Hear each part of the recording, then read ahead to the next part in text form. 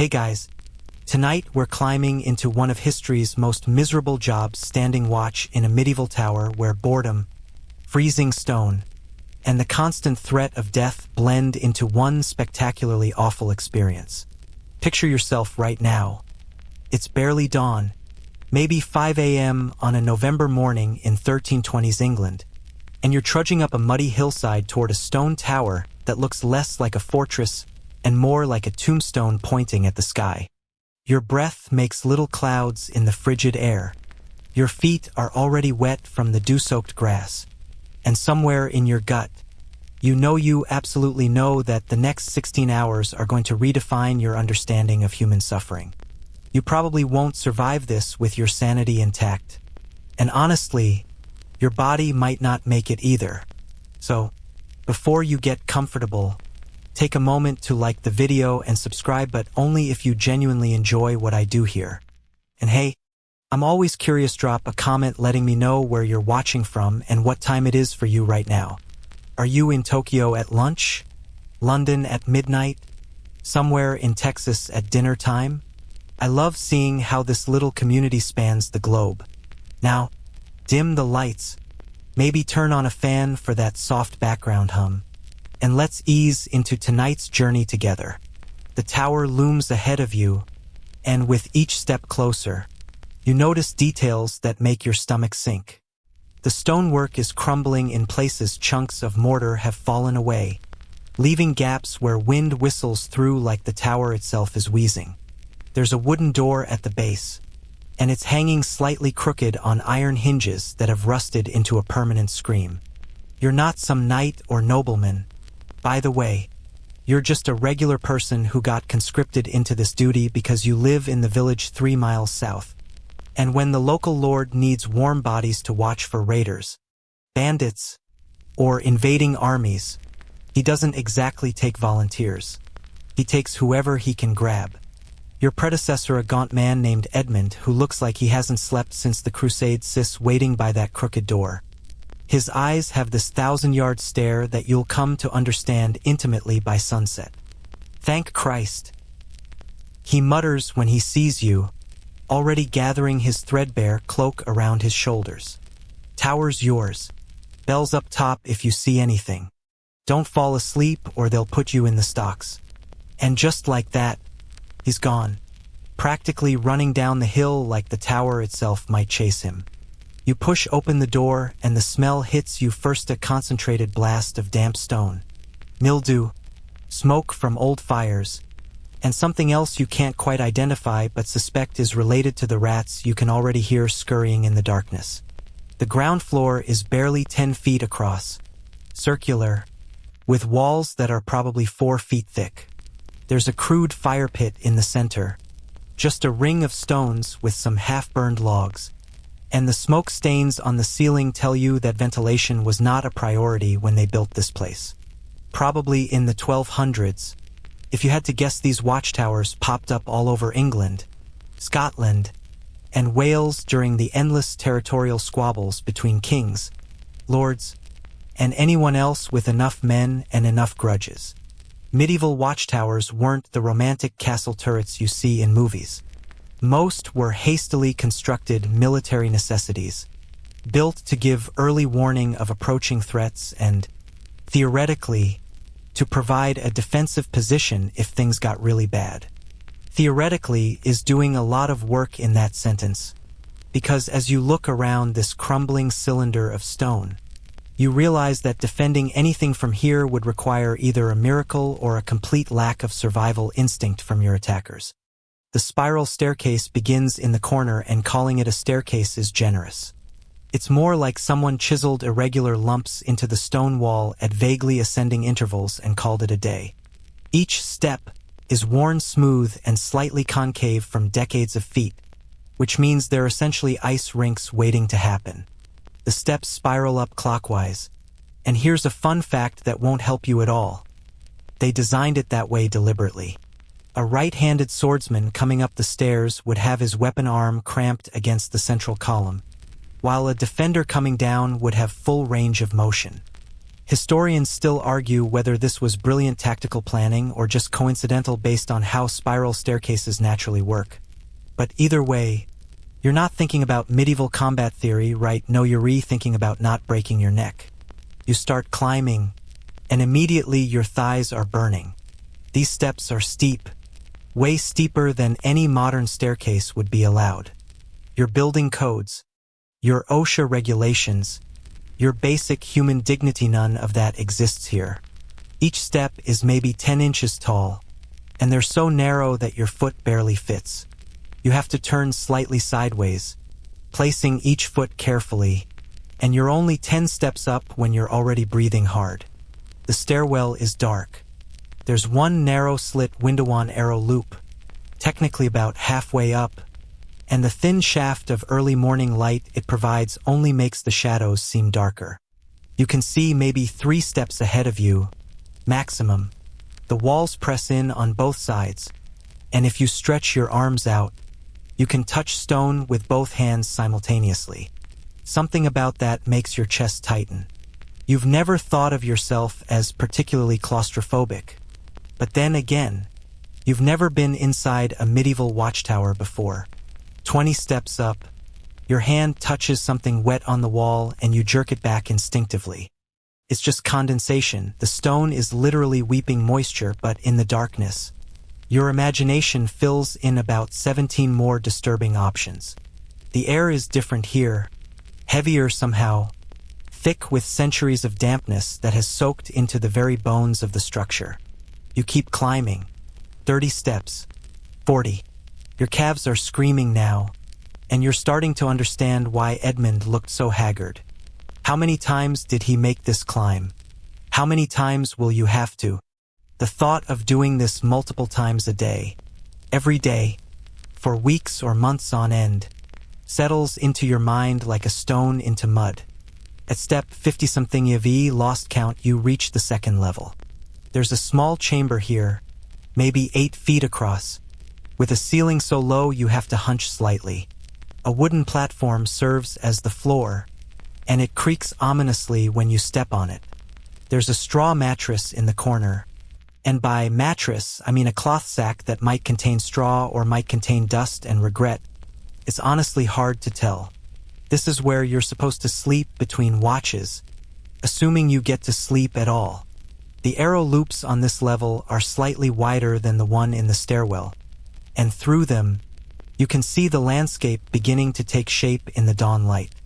Rolling hills, patches of forest, a few distant farmsteads with smoke rising from their morning fires.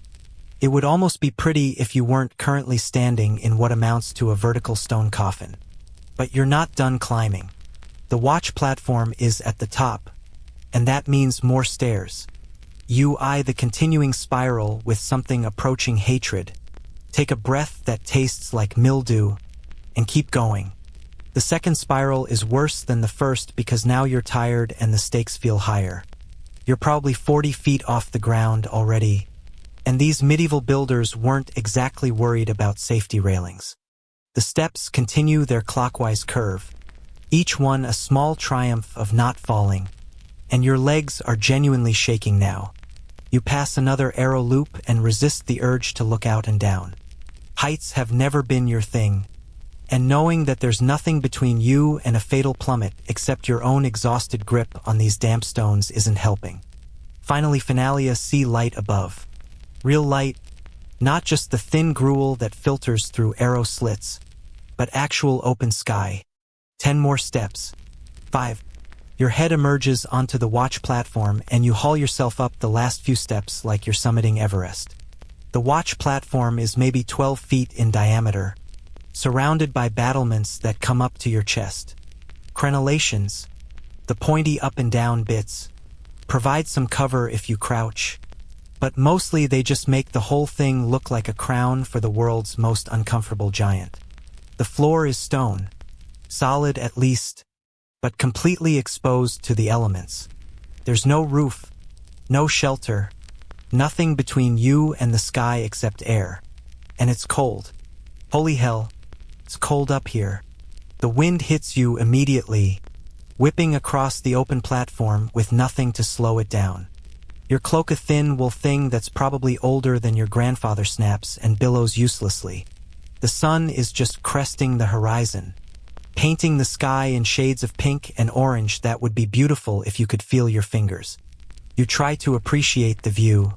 You really do. From up here, you can see for miles.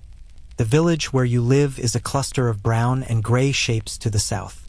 Roads, barely more than dirt tracks, snake through the landscape like veins. Forests cluster in the valleys, and beyond them, more hills roll away into the morning mist. This is what you're supposed to watch. All of it. Every tree line, every road, every shadowy valley where an army might be forming up. Your job is to spot threats before they arrive. To ring the bellies. There it is. A heavy bronze bell hanging from a wooden frame in the corner of the platform and warn the village below. The bell has a rope attached to it, and the rope looks like it might have been white once but is now the color of old dishwater. You give it an experimental tug and the bell makes a sound like a dying cow. Great. That's going to wake the dead when you need it. But right now, there's nothing to warn anyone about. The landscape is empty, peaceful, even. A few crows wheel in the distance, and somewhere far off, you hear a rooster greeting the morning. This is your enemy now, this emptiness, because your job isn't to fight or to build or to do anything productive. Your job is to stand here, in the freezing wind, and watch nothing happen. You've been on the platform for maybe 10 minutes and you're already bored. You try walking the perimeter, peering through each gap in the battlements. But the view is basically the same from all sides. Hills, trees, a few farms, the same empty road. You wonder what you're supposed to do for the next 16 hours and the answer that comes back is exactly this. There's no chair, no bench, nothing to sit on except the cold stone floor, and you're not quite desperate enough for that yet. There's a wooden bucket in the corner and you don't want to think about what that's for. But you've got a sinking feeling you'll find out eventually. The sun climbs higher, and you watch your shadow shrink against the stone. Your feet are going numb. You try shifting your weight from foot to foot, but that only helps for a minute or two before the cold seeps back in. Your stomach grumbles, reminding you that you haven't eaten since yesterday evening, and you suddenly remember the small sack you were given your rations for the day. You pick it up from where you dropped it on the platform and open it with fingers that barely cooperate. Inside, a chunk of bread that could double as a weapon, a piece of hard cheese that's more whole than cheese, and a leather flask that presumably contains something to drink. You take a sip and immediately regret it. Of course it's ale. Medieval people drank ale like it was water, mostly because the water would probably kill you faster than an arrow. But this isn't the good stuff they serve at taverns. This is small beer, weak and slightly sour, the kind of thing that's meant to keep you alive rather than make you happy about it. You gnaw on the bread and it's like chewing on a brick that someone soaked in disappointment. Historians still argue whether medieval bread was really this bad or if we just remember it that way. But your aching jaw is voting firmly in the yes, it was this bad column. The cheese helps a little, adding some fat and salt to the equation. But calling this breakfast is like calling a medieval watchtower a luxury resort. From up here, you can see someone walking the road to the north. Just a figure, too far away to identify, moving slowly with what might be a cart. You watch them for a while because, frankly, there's nothing else to do. They're not a threat. They're not an army. They're just someone going about their day, completely unaware that you're up here freezing and bored, theoretically protecting them. The absurdity of it hits you.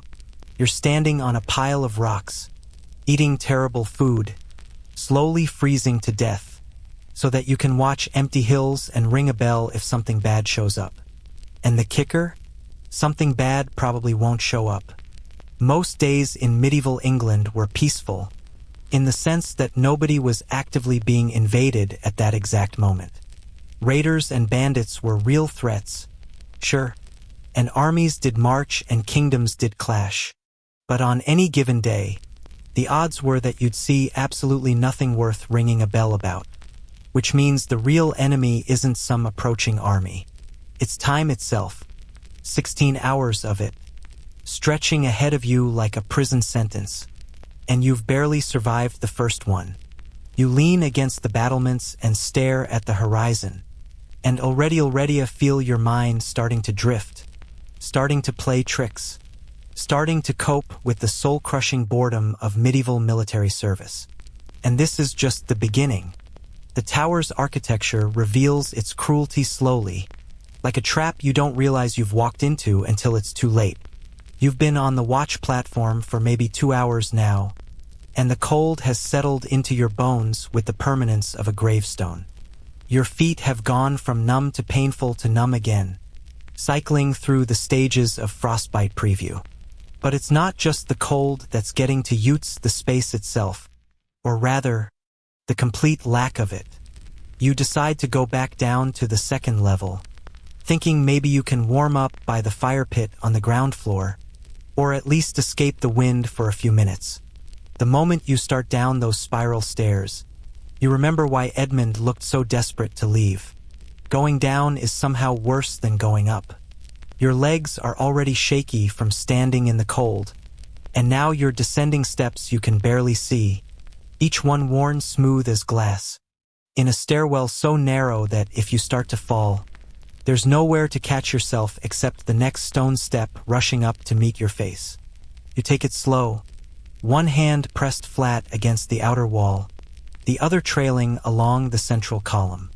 The stone is slick with moisture, and halfway down, your foot actually slips. Your heart stops for a full second as you windmill your arms, somehow managing to catch yourself against both walls. You stand there, breathing hard, pressed into the corner of the spiral like you're trying to become part of the stone itself. When your heart rate drops below hummingbird levels, you continue down, even more carefully now. The darkness swallows you again, and the thin arrow-slit window you passed on the way up provides almost no help. Medieval architects didn't care about your ability to see where you were going. They cared about keeping arrows out and heat in, and they failed at both.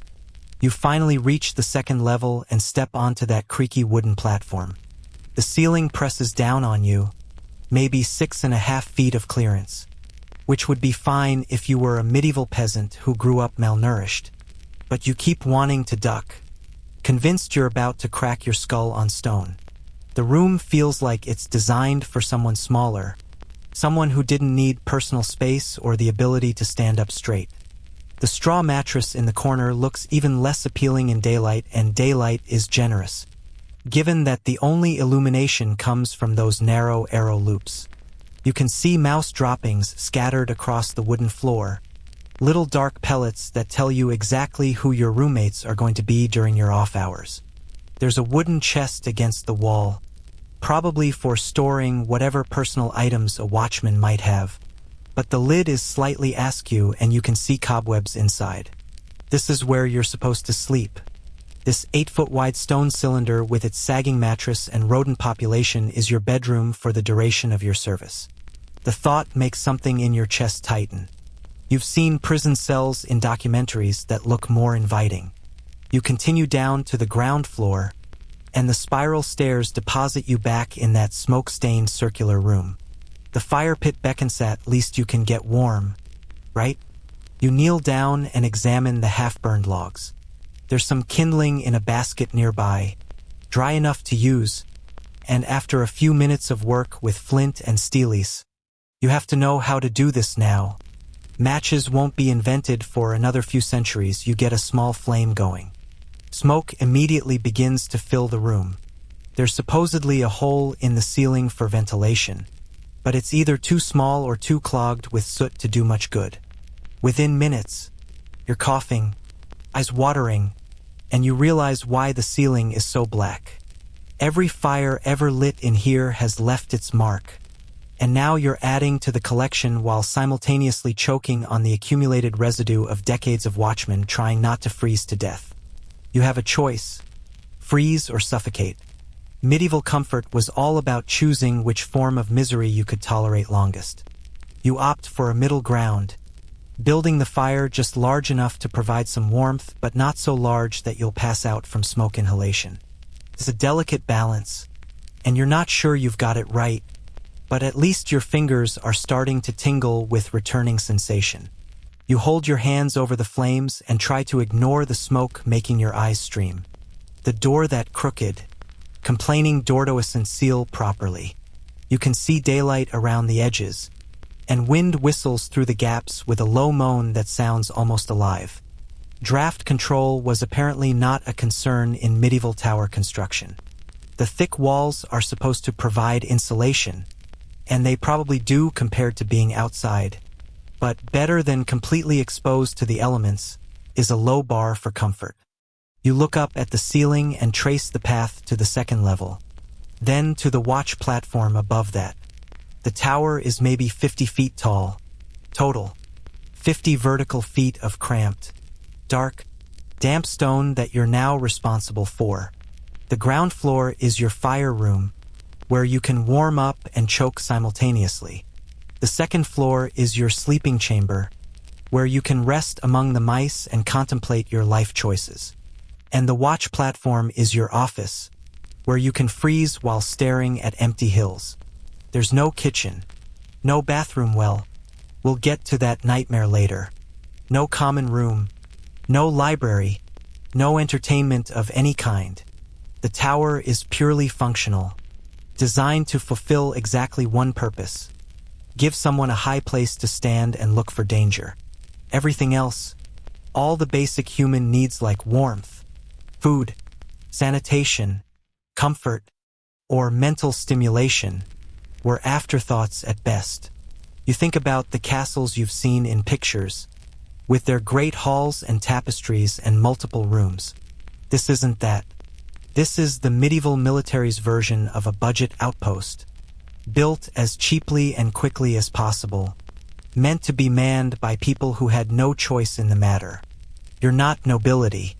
You're not even a proper soldier. You're just a warm body with working eyes, and the tower reflects that status in every cold, indifferent stone. The worst part is the isolation. The thick walls that are supposed to protect you also cut you off completely from the outside world. When you're on the ground floor, you can't see anything except what's visible through the doorway. When you're on the second level, you get those narrow arrow slits that provide more frustration than view. Only on the watch platform do you have actual visibility, and that comes at the cost of complete exposure to weather. There's a psychological weight to being inside these walls. The stones press in from all sides, and the spiral stairs connecting the levels feel less like a convenience and more like a vertical maze with no good options. Going up means exhausting yourself and freezing. Going down means navigating treacherous steps in near darkness. Staying in one place means accepting whatever miseries that particular level offers. Medieval watchtowers were designed with defense in mind, sure, but they were also products of a worldview that simply didn't consider human comfort worth the investment. As long as you could do your job, stand, watch, ring the bell, the fact that you were miserable, cold, hungry, or going slowly insane from isolation was irrelevant. You were a tool, and tools don't need to be happy. You hear something above you, a scuttling sound, claws on stone, and realize the mice aren't limited to the second floor. They're in the walls, probably in the gaps between stones where mortar has crumbled away. They're certainly in the thatch of the second floor mattress, and they're definitely eyeing whatever food supplies you've got. Medieval towers were ecosystems unto themselves, and you're just the latest species to try to survive here. The fire pops, sending a small shower of sparks onto the stone floor, and you jump back. Fire in an enclosed stone tower is both your only source of heat and a potential death trap. If flames got out of control, where would you go? Up the stairs to the watch platform? Congratulations, you're now on top of a 50-foot chimney. Out the door? Maybe, if you can get it open while panicking and possibly already on fire. Historians still argue whether Watchtower deaths from fire were common or just dramatic enough to be overreported in medieval records. But standing here now, you can see exactly how it would happen. One spark too many, some straw catches, the smoke fills the stairwell, and suddenly your escape route is a death trap. The tower that's supposed to protect you becomes your tomb. You shake off that cheerful thought and decide you've warmed up enough. Time to head back to the watch platform. That's your actual job. After all, you can't just hide down here by the fire all day. Tempting as that sounds, someone has to watch for threats, and that someone is you. The climb back up is just as exhausting as you remember from 45 minutes ago. Your thighs burn, your breathing gets ragged, and by the time you emerge back onto the watch platform, you're sweating despite the cold. The wind immediately starts evaporating that sweat, chilling you even faster than before, and you realize you've just made yourself colder by trying to warm up. There's no winning in a medieval watchtower. There's only choosing which discomfort to endure at any given moment. You resume your position at the battlements, peering out at the landscape. Nothing has changed. The same hills, the same trees, the same empty roads. A few more people are moving about now. You can see smoke rising from more farmsteads as families start their day. Normal people, doing normal things, while you stand in your vertical prison and watch them. The architecture of the tower isn't just physically constraining, it's mentally suffocating. You can't pace properly because the platform is too small. You can't sit comfortably because there's nowhere to sit. You can't go anywhere because leaving means abandoning your post, which is probably a hanging offense or at least a stocks and public humiliation offense. You're trapped in a small circle of stone, high above the ground, with nothing to do and nowhere to go. You think about Edmund again, the man you replaced, and suddenly his haunted expression makes perfect sense. How long did he do this? Weeks? Months? How long before the isolation and boredom and physical misery ground him down into that hollow-eyed shadow of a person? How long before that's you? The tower creaks in the wind, and you jump slightly. You've never thought of stone as making noise, but this tower proves you wrong. The wooden elements, the platform floor, the second-level boards, the bell frame, they all groan and complain with every gust. But even the stone makes sounds. Subtle shifts, tiny movements as the structure settles, expands with what little warmth the sun provides, contracts in the shade. The tower is alive in its way, breathing its slow stone breaths, and you're living inside its lungs. You try to calculate how many times you'll have to make that spiral stair journey in a single shift. Up to watch, down to warm up to watch, down to eat, up to watch, down to use that bucket you're still trying not to think about. Minimum, probably 6 or 8 times. Maybe more if you can't handle the cold for long stretches. That's hundreds of steps, each one a chance to slip, to fall, to bash your head on unforgiving stone. The people who built this tower probably never spent a day actually living in it. They were engineers or masons or nobles who saw it as a tactical asset, a piece on a strategic map. They calculated sight lines and defensive positions. They figured out the minimum dimensions needed for a human to stand watch. They made it tall enough to see threats coming and strong enough to maybe hold off attackers for a few hours. What they didn't calculate was the psychological cost of putting a human being in a stone tube for 16 hours a day. They didn't consider what it would do to someone's mind to spend day after day in cramped isolation, with nothing but their thoughts and the wind and the endless, empty horizon. You're starting to understand why medieval watchmen had a reputation for drinking on duty. Not because they were irresponsible, but because how else do you cope with this? How else do you make the hours pass when there's literally nothing happening? Nothing to do, nowhere to go, and no one to talk to? Your small beer is already half gone, and you're rationing it carefully. It's the only thing you have besides bread and cheese. And once it's empty, you'll have nothing to drink until… When? Does someone bring you more? Does Edmund come back? Does anyone even remember you're up here? The tower's vertical prison is also a horizontal isolation. You can see the village from here, can see people moving about their lives, but you might as well be on the moon for all the interaction you'll have with them.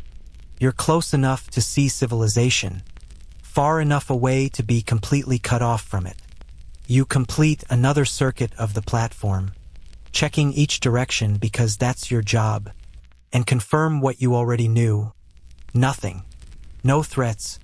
No movements. No reason to ring that bell. Just you and the tower and the wind and the slow, grinding passage of time. And you've only been here for 3 hours. Your stomach is staging a full-scale rebellion now, reminding you that it's been hours since that brick of bread and sad cheese, and it's demanding something more substantial. You pull out your ration sack again, hoping maybe you missed something, the first Tamiya miracle apple, perhaps, or a forgotten piece of meat. No such luck. It's the same contents as before, minus what you already ate: more bread, more cheese, and that flask of weak ale that's getting lower by the hour. You settle down on the stone floor of the watch platform, back against the battlements, and try to make a meal out of what you have. The bread hasn't improved with time. If anything, it's gotten harder, as if exposure to the tower's atmosphere has somehow aged it another decade. You have to actually gnaw at it, tearing off small pieces with your teeth like a dog working on a particularly ambitious bone. There's a reason medieval people had terrible teeth, and you're experiencing it firsthand. The bread itself is dark, of course, and probably made from a mixture of grains that included whatever was cheapest and most available. Wheat if you're lucky, but more likely barley, right? Or even oats mixed with cheaper fillers. There are little bits of something in it, grit, maybe from the millstone where they ground the grain. You can feel it between your teeth, tiny particles of stone that probably contribute to the whole medieval teeth grinding down to nubs situation. Historians still argue whether medieval bread was actually this unpalatable or if we're being too harsh on historical foodways, but your jaw is casting a definitive vote. This isn't Footit's fuel. Barely. It's the minimum number of calories required to keep a human body functioning, wrapped in a form that seems designed to make you regret having a digestive system. The cheese, at least, provides some variety.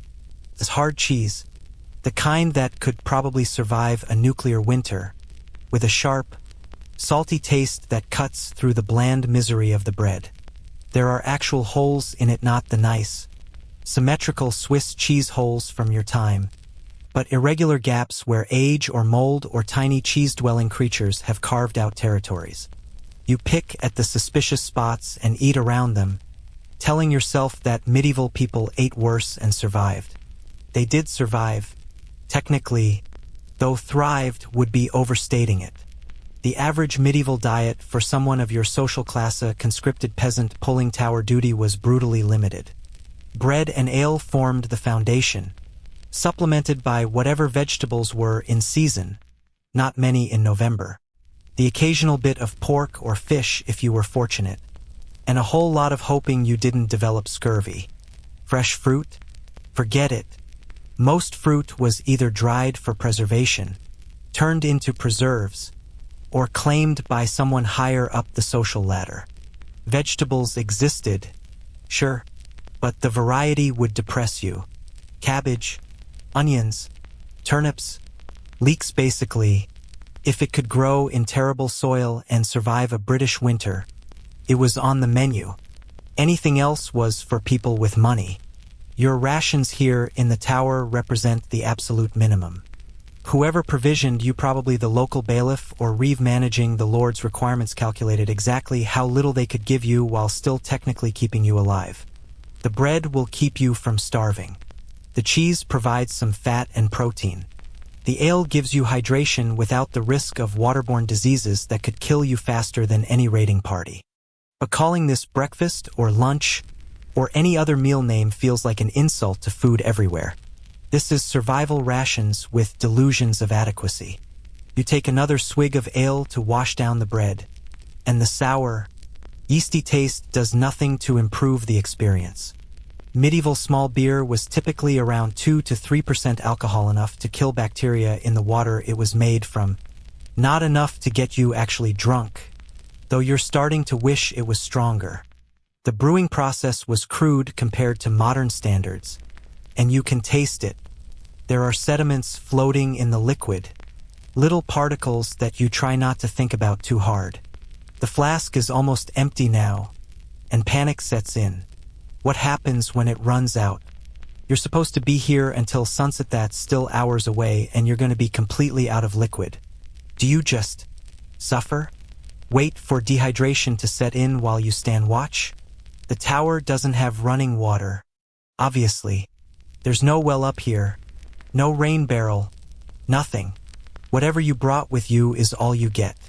You ration the last few sips like they're liquid gold, taking tiny mouthfuls and holding them in your mouth before swallowing, trying to make the experience last. It doesn't help. The ale is gone within minutes, and now you're left with an empty flask and the growing awareness of thirst creeping up on you.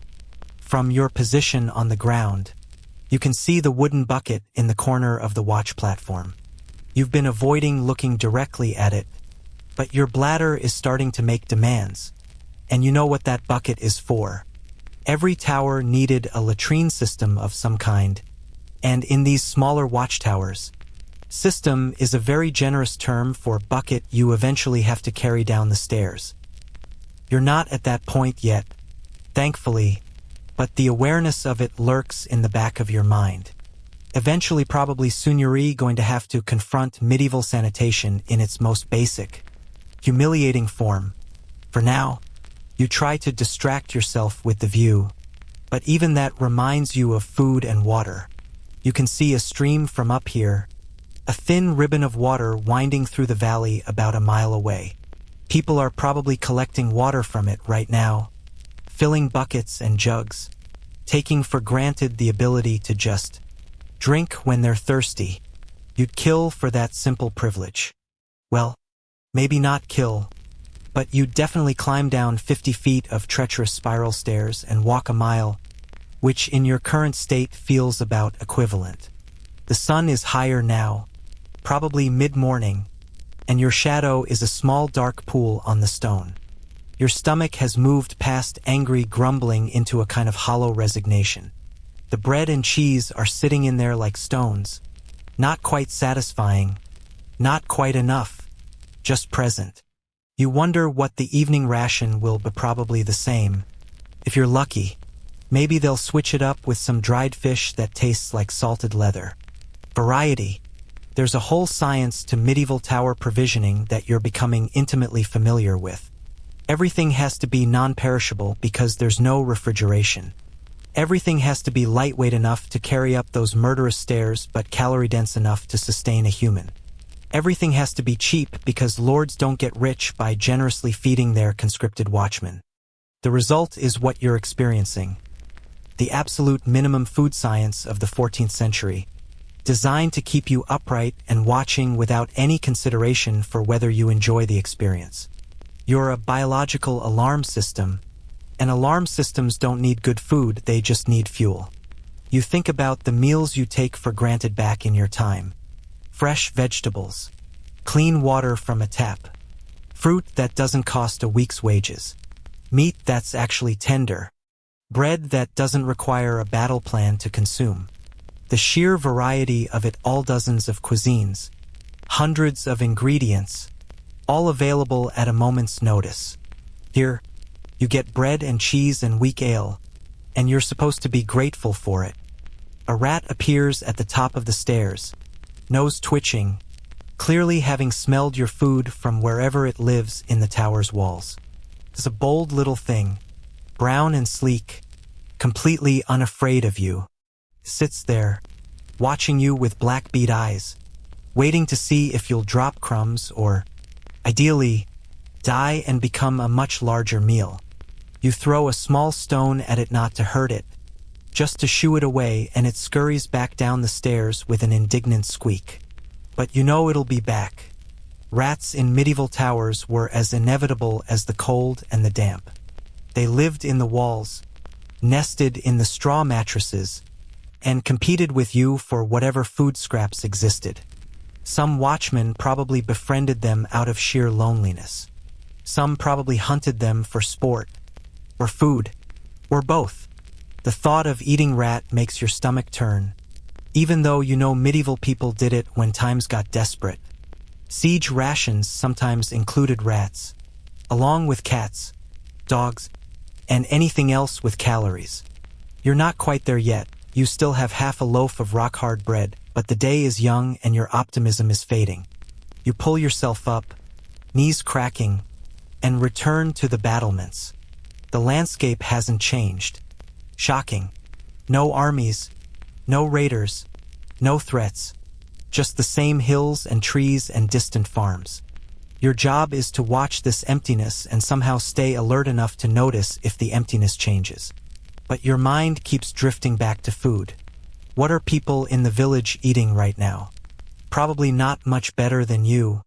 Honestly, maybe some potagia thick stew of whatever vegetables and grains they have, simmered for hours into a barely palatable mush.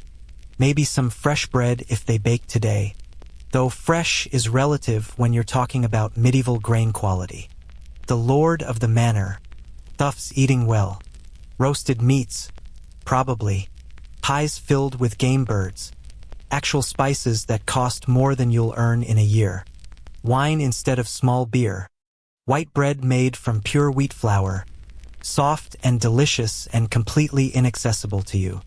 The medieval food hierarchy was brutal and obvious. What you ate determined and reflected your social status. White bread, noble. Brown bread, peasant. Meat regularly, wealthy.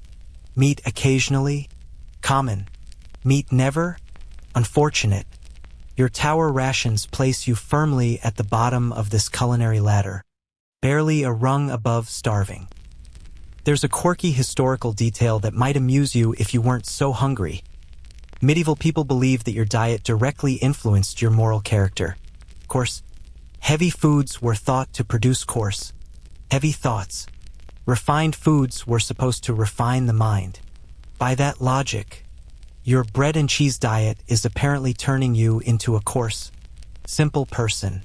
Though sitting alone in a freezing tower eating food that could double as construction material, you're not really in a position to argue with medieval nutritional philosophy.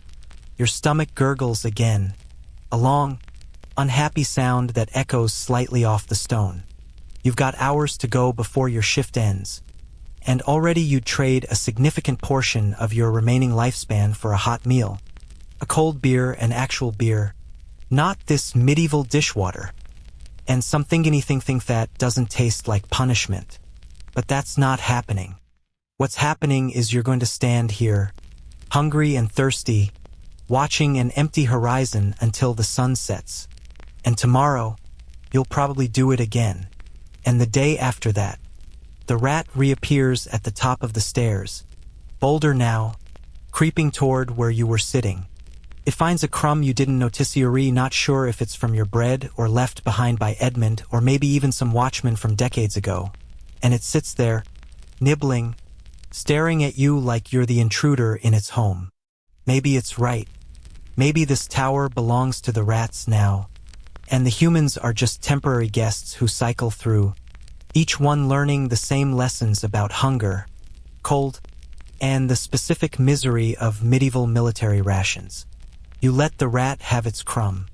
God knows it probably needs the calories as much as you do.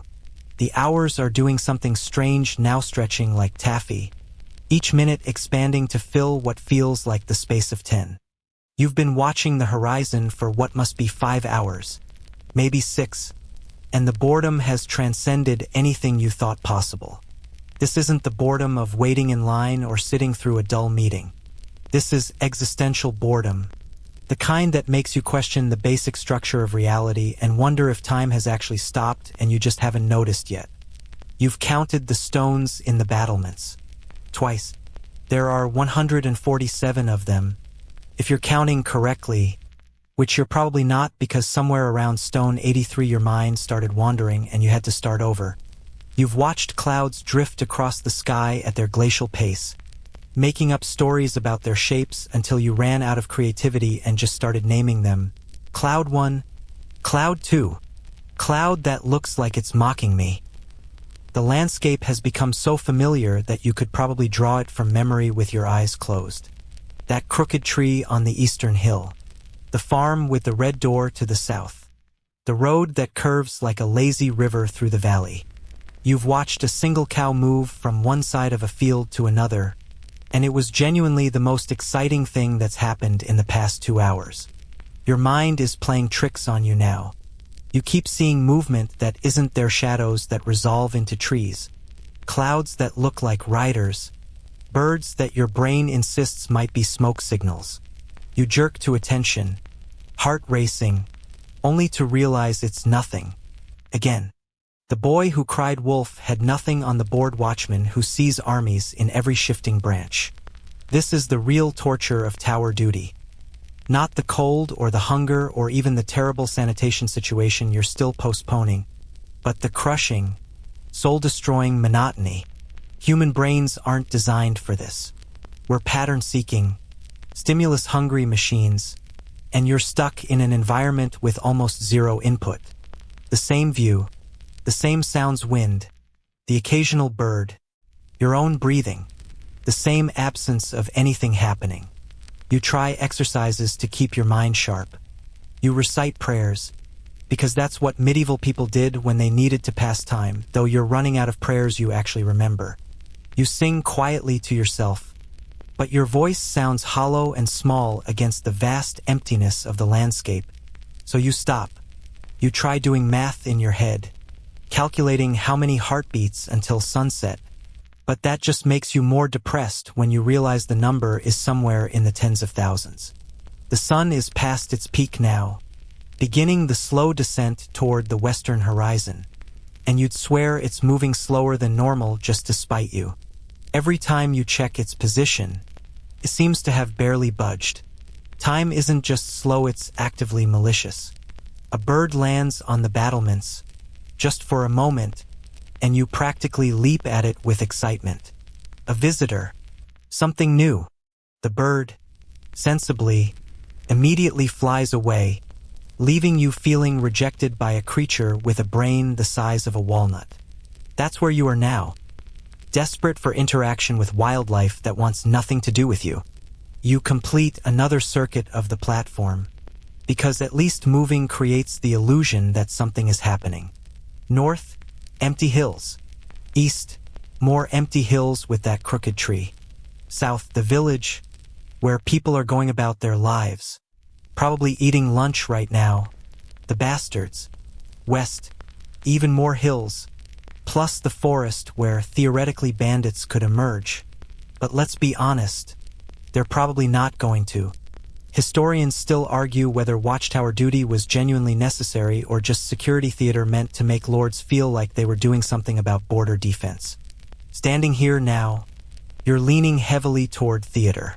In a world where news travels at the speed of horse, where armies take days to mobilize, where most threats are local bandits numbering maybe a dozen people, did anyone really need someone standing in a tower staring at nothing for 16 hours? But that's the question you can't ask out loud, because the answer might get you punished for dereliction of duty. So you stand, and you watch, and you try not to let your mind completely dissolve from lack of stimulation. Your brain starts creating its own entertainment, which is where things get weird. You begin to imagine scenarios. What would you actually do if you saw a threat? Ring the bell, obviously. But then what? Do you stay in the tower? Defend it? The door at the bottom has a bar you could drop across it, turning the tower into a very tall, very uncomfortable prison for yourself. The tower has arrow slits, so theoretically you could shoot at attackers, except you don't have a bow, or arrows, or any weapons at all. Actually, besides maybe throwing your rock-hard bread at people. The more you think about it, the more you realize this tower isn't a defensive position, it's a sacrificial one.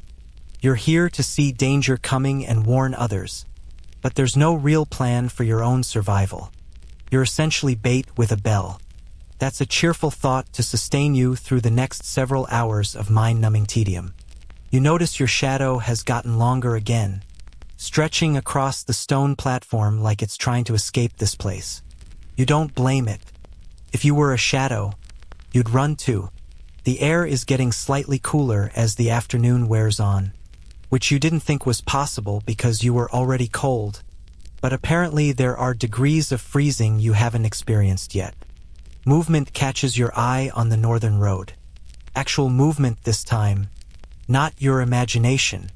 You lean forward, squinting, trying to make out details. It's a cart, being pulled by what looks like an ox or maybe a very sturdy donkey, with someone walking alongside it. They're moving slowly, in no hurry, and definitely not an invading army unless warfare has gotten really experimental. You watch them for what must be 20 minutes, tracking their progress along the road. They're probably a merchant or a farmer, heading to market or returning home, completely unaware that they're the most interesting thing you've seen all day. You will them to do something dramatic, tip the cart over, get attacked by bandits, spontaneously combust. Anything, but they just keep plodding along at their steady, boring pace until they disappear around a bend in the road. And then you're back to nothing. The emptiness of the landscape feels almost aggressive now, like it's taunting you.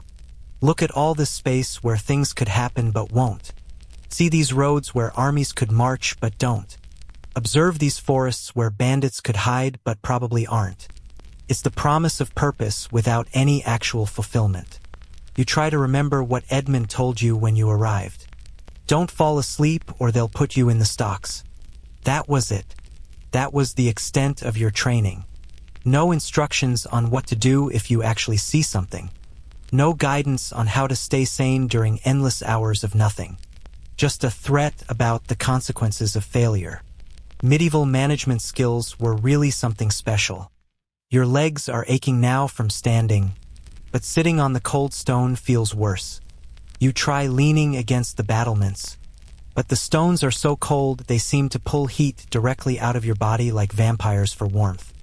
You shift from foot to foot, doing a little dance that probably looks ridiculous from the ground but is the only way to keep blood flowing to your extremities. The wind picks up, cutting through your cloak like it's not even there, and you hunch your shoulders against it. Your hands are so cold that you've tucked them under your armpits, which means if a threat actually appeared right now, you'd need several seconds just to get your hands functional enough to ring the bell. You're probably the least effective alarm system in military history. You think about all the watchmen who've stood exactly where you're standing, staring at the same horizons, fighting the same boredom.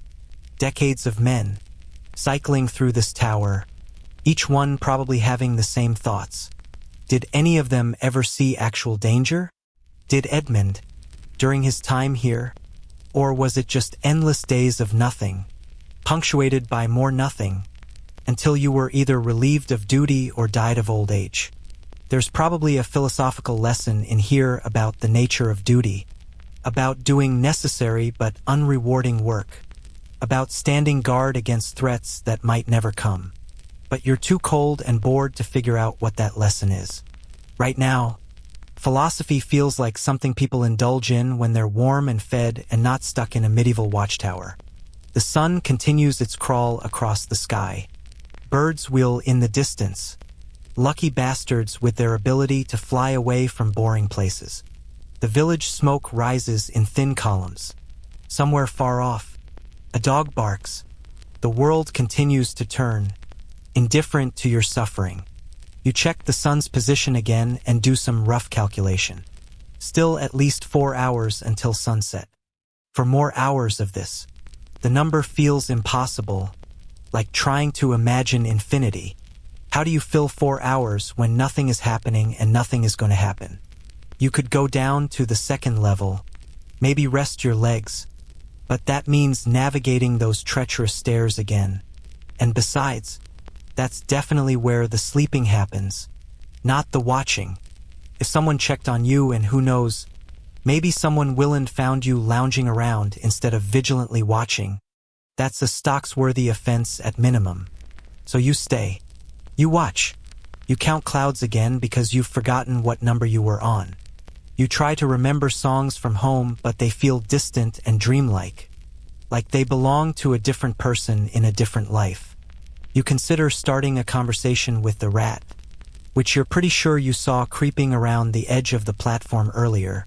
But even in your bored state, you recognize that's a warning sign. Your mind drifts to food again, because apparently when you're this understimulated, your brain just cycles through the same basic needs on repeat. Hunger, thirst, cold, boredom. Hunger, thirst, cold, boredom. An endless loop of discomfort and tedium. The landscape blurs slightly as your eyes lose focus. You snap back to attention, blinking hard. That's how it happens. That's how watchmen fall asleep on duty. It starts with just a moment of unfocused watching. Then the eyes get heavy. Then suddenly you're jerking awake to the sound of an actual threat that you failed to see coming. Except there is no threat. There hasn't been all day. There probably won't be. But you have to stay alert anyway, because that's the job. Watch the nothing. Stay ready for the threat that isn't coming. Sacrifice your sanity and comfort on the altar of theoretical preparedness. You wonder if this is what hell is like. Not fire and demons, but just an eternity of standing in a cold tower, watching an empty horizon, waiting for something that never arrives. The sun dips a fraction lower. Your shadow stretches a little longer. 3.5 hours to go. You've been holding it for hours now, but your bladder has finally staged a successful coup against your dignity. There's no avoiding it. Anna Moriarty going to have to confront the bucket. That wooden bucket sitting in the corner of the watch platform, weathered and stained and representing everything wrong with medieval sanitation practices, is about to become your only option. You approach it with the kind of dread usually reserved for approaching guillotines. Up close, it's even worse than you imagined. The wood is dark with age and use, and there are stains. Oh God, there are stains that tell the story of every watchman who came before you. The bucket has no lid, no privacy screen, nothing. It's just an open wooden cylinder that you're expected to use while standing on an exposed platform where, theoretically, anyone with a telescopes existed yet, which they don't could watch. Not that anyone is watching. The village is too far away for details. And besides, medieval people had a very different relationship with bodily functions than you do. Privacy around elimination was a luxury most people never experienced. Public latrines were common. Chamber pots were emptied out windows into streets. Human waste was just part of the landscape, literally. But you're not medieval. You're from a time of indoor plumbing and bathroom doors that lock and the basic human dignity of doing your business in private. This bucket represents a special kind of humiliation. You glance around the platform one more time, confirming you're alone except for that rat, who's watching from near the stairwell with what you swear is judgment in its beady eyes. Even the rodents are mocking you now. There's no graceful way to do this. You position yourself over the bucket, trying to maintain some shred of dignity, and the wind immediately reminds you that you're on top of a 50-foot tower with zero protection. Your cloak whips around you, and you have a brief, horrifying vision of it catching the wind and sending you toppling over the battlements midstream. The actual experience is as miserable as anticipated. The bucket is cold. Of course it's cold. Everything in this damn tower is cold, and the sound echoes slightly in the wooden container, broadcasting your shame to the empty air. The rat, you notice, has wisely retreated back down the stairs. Even it has standards. When you're finished, you're faced with the next problem. What now? The bucket is just going to sit here, in the open air, On the watch platform where you have to spend the rest of your shift. Medieval watchmen apparently just lived with this. They did their business, left the bucket where it was, and continued their duties literally feet away from their own waste. The smell isn't immediate, the cold air helps with that, at least, but you know it's coming. As the afternoon wears on, as the sun provides what little warmth it can, that bucket is going to make its presence known. You retreat to the far side of the platform, putting as much distance as possible between yourself and your new aromatic companion. This is your life now. Standing in a cold tower, watching nothing, downwind from a bucket of shame. Medieval sanitation was a concept that existed mostly in theory. In practice, it was a catastrophe. Castles had garderobes, essentially toilet chutes built into the walls that dropped waste down to moats or pits below. Monasteries had communal latrines with long benches and holes. Common people had cesspits in their yards or just designated areas outside their homes. But watchtowers? Watchtowers had buckets. And the poor bastard on duty had to either empty the bucket himself, which meant carrying it down those spiral stairs, trying not to spill or wait for someone else to come do it, which might be never. Historians still argue whether tower sanitation was managed by a rotation system or just left to the individual watchman's tolerance for living in filth. But standing here now, you're betting on the latter. The really special part? You're probably going to have to carry that bucket down at some point. Maybe at the end of your shift, if you're lucky. Maybe sooner, if it fills up or the smell becomes unbearable. Picture it, you, exhausted from 16 hours of standing watch, having to navigate those treacherous spiral stairs in near darkness while holding a sloshing bucket of human waste. Medieval life was just one indignity after another. There's a whole other level of sanitation horror you haven't even touched on yet. What happens when you need to do more than just use the bucket?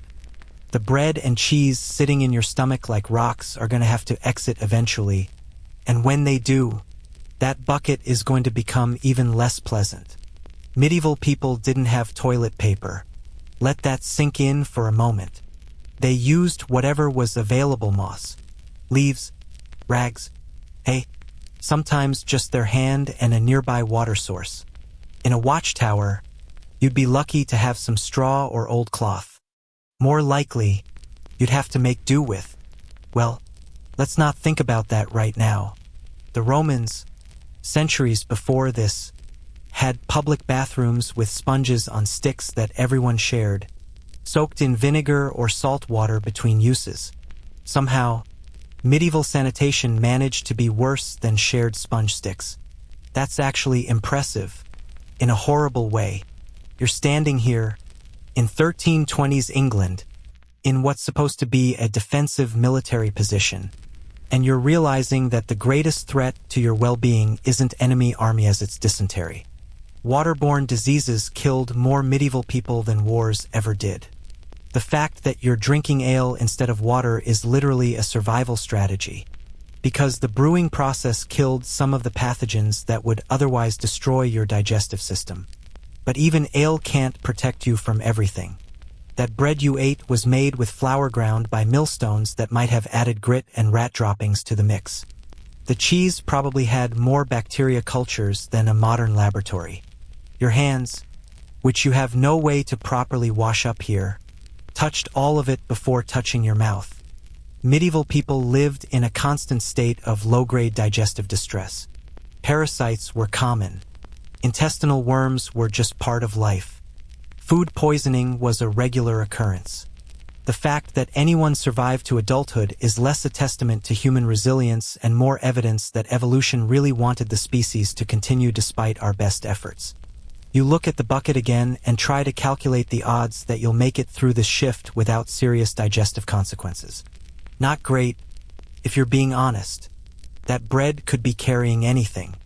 The cheese could be harboring colonies of bacteria with names that won't be discovered for another 600 years. The wind shifts, and you get a whiff of the bucket. It started already. The cold air can only suppress the smell for so long before physics takes over and reminds you that you're sharing a small platform with human waste. You move to the eastern side of the platform, trying to stay upwind, but the breeze is inconsistent. Sometimes it blows the smell away. Sometimes it delivers it directly to your face like a gift you never asked for. This is your existence now. Tactical positioning based on wind direction and the aromatic properties of your own bodily functions. There's a special kind of degradation in this. You're not just cold and bored and hungry, literally living in your own filth. The tower that's supposed to be your defensive position has become a vertical outhouse. The job that's supposed to be about vigilance and protection has been reduced to managing waste and trying not to retch from the smell. Medieval soldiers and watchmen just accepted this as normal. They grew up in a world where sanitation was terrible everywhere, so a bucket on a tower platform wasn't dramatically worse than daily life. But you're from a world of sewage systems and water treatment plants and bathrooms that flush. This is culture shock at its most visceral. You wonder about diseases. Plague swept through Europe periodically, killing millions. Cholera, typhoid, dysentery all thrived in environments exactly like this, where waste and living spaces mixed freely. That bucket isn't just unpleasant. It's a potential biological weapon waiting to deploy against you. Medieval people knew, vaguely, that filth and disease were connected. They tried to keep waste away from living areas when possible. They buried it or dumped it in designated areas. But the understanding of germs, bacteria, viruses, all of that was centuries away. They were fighting an invisible enemy with no knowledge of what they were fighting. So they just lived with it. They accepted that life smelled bad and that occasionally everyone got sick and that the best you could do was try to keep the worst of it downwind. You're trying to apply that medieval resignation to your current situation, but it's not working. Every breath that carries even a hint of bucket smell makes you gag slightly. Your modern sensibilities are in full rebellion, screaming that this is unacceptable, that there must be a better way, that human dignity demands more than this. But there isn't a better way. Not here. Not now. This is the reality of medieval tower duty, and you can either accept it or spend the next several hours in a state of constant revulsion. The rat reappears at the top of the stairs, nose twitching. It's probably attracted by the smell, viewing the bucket as either a threat or an opportunity. Medieval rats had it figured out: where there were humans, there was waste, and where there was waste, there was food. The whole ecosystem of medieval life revolved around various creatures trying to exploit the byproducts of other creatures' existence. You are now part of that ecosystem. You, the bucket, and the rat, all coexisting on this platform in a triangle of medieval survival. The sun continues its descent, and you realize with growing horror that the bucket is going to be here all night if you can't empty it. It's going to freeze, probably, the contents turning into a solid block of shame that will be even harder to dispose of when the time comes. Some medieval towers had better systems. Larger fortifications had chutes or dedicated latrine areas with actual engineering behind them. But this tower, this cheap, hastily built watchtower on the edge of nowhere, has a bucket, and that bucket is now your responsibility, your burden, your aromatic companion for the duration. You try to go back to watching the horizon, to doing your actual job, but the bucket looms in your peripheral vision like a monument to human suffering. Every slight breeze reminds you it's there. The knowledge of it pollutes even the moments when you can't smell it. This is what they don't tell you about medieval military service. It's not all battles and glory and defending the realm. Mostly, it's buckets, hours to go, and you're trapped in a stone cylinder with your own waste, watching an empty horizon, slowly freezing while simultaneously being assaulted by smells that violate every modern standard of human dignity. The Middle Ages, you decide, were a mistake. A long, smelly, bucket-filled mistake. The dust cloud appears on the northern horizon just as you're contemplating whether hypothermia or boredom will claim you first. First, You think it's another hallucination. Your mind has been playing tricks for hours, seeing movement in every shadow. But this doesn't disappear when you blink. It grows, spreads, becomes more defined with each passing second. Your heart, which has been beating at a steady, bored rhythm all day, suddenly kicks into overdrive. This is it. This is actually it. Something is happening. You lean forward, gripping the cold stone of the battlements, squinting to make out details. The dust cloud is moving, which means something beneath it is moving. Multiple somethings. From the size of it. Horses, maybe, carts, men on foot. The distance makes it impossible to tell. But whatever it is, it's coming this way, and it's coming fast. You're training all 30 seconds of it. From Edmund's brief handover comes rushing back. Ring the bell if you see anything. Right? The bell. You turn to look at it, hanging there in its wooden frame, and suddenly your body won't cooperate. Your legs feel like they've forgotten how to work. This is the moment you've been preparing for all day, the entire purpose of your existence up here, and you're frozen. Move, you tell yourself. Ring the damn bell. You force your feet to work, stumbling across the platform to the bell rope. Your hands are shaking from cold, from fear, from the sudden spike of adrenaline, and you grab the rope with fingers that barely respond. You pull. The bell makes that same dying cow sound from this morning, but louder, much louder. The clapper strikes bronze and the sound rolls out across the landscape like a physical thing, echoing off hills and trees. You ring it again, and again. The sound is deafening up here, making your ears ring in sympathy, but you don't stop. This is the alarm. This is your job. Someone down in the village needs to hear this and prepare for whatever is coming. Your mind is racing now, trying to calculate what you're seeing. How many riders? How fast are they moving? Are they armed? Are they raiders? Bandits? A scouting party for an army? The dust cloud is maybe 2 miles out, maybe less, moving along the northern road at a pace that suggests urgency. You keep ringing the bell, establishing a rhythm. 3 pulls. Pause. 3 pulls. Pause. You don't know if that means anything specific, but it feels more official than just randomly clanging away. The sound carries across the valley, and you can see movement in the village now. People emerging from houses, looking up toward the tower, pointing. The dust cloud is closer. 1.5 miles, maybe. You can start to make out shapes now. Definitely horses. At least a dozen of them, maybe more. Riders. Armed riders. From the silhouettes. They're not traveling like merchants.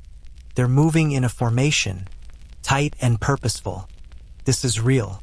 This is actually real. Your training, such as it was, never covered what to do after ringing the bell. Do you keep ringing it?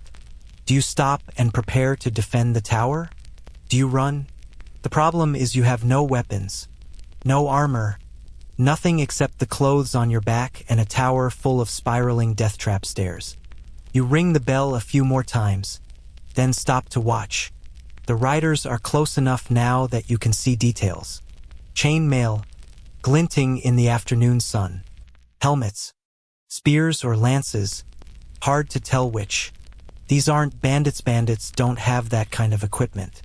This is a military force, which could mean anything from a patrol to an invasion. Your stomach, which has been a low-grade problem all day, is now doing acrobatics. Real fear is different from the abstract anxiety of boredom. This is immediate, physical, a cold certainty settling into your bones that something very bad might be about to happen. The riders reach the village outskirts. You can see them clearly now, maybe 20 in total. They're not attacking, though. They're slowing down. They've broken formation slightly, spreading out as they enter the village proper. You see villagers approaching them, not fleeing. Someone, probably the village headman or the bailiff, is walking toward the lead rider. You watch, heart hammering, as the scene unfolds below. There's conversation happening, though you're too far away to hear any of it. The lead rider dismounts. More talking, gesturing. The villagers don't look panicked. They look confused, maybe annoyed? Oh no. The lead rider points up at the tower. At you. Several villagers turn to look in your direction. And even from this distance, you can read their body language. That's not the posture of people grateful for a warning. That's the posture of people who are severely irritated. The rider remounts and the group continues through the village, heading south along the road. They're not raiders. They're not invaders. They're just passing through. A patrol, maybe, or troops moving between garrisons. Completely legitimate, completely harmless. And you just rang the alarm bell like the village was about to be sacked. You stand there, watching them disappear around the southern bend, and the full weight of your mistake crashes down on you. You've just cried wolf.